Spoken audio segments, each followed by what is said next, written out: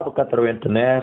no yewten istibabi fi yiɗegol bayanil kalami ɓangingol haala kan wolana kala mo wolanta ha laaɓa harana mo wolanta on yo landi toon wa idahihi e laɓɓingol haala kan lil mukhatabi wonande wonaɓe yewtede ɓen wa takririhi lahu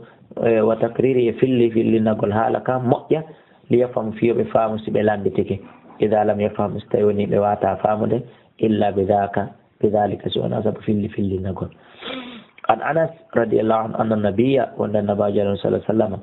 كان بلاتك إذا تكلم سبيوتين بكلمة كونغول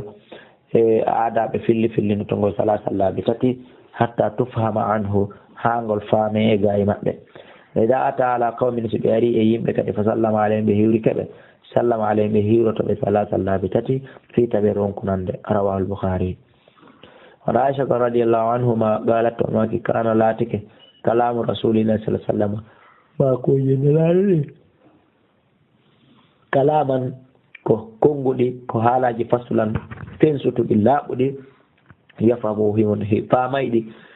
كل ما يسمع كلاما دودي كو مرا حكيلو فامي سب يوتي بانغنا حاويتا حالا رواه ابو داود والله اعلى واعلم.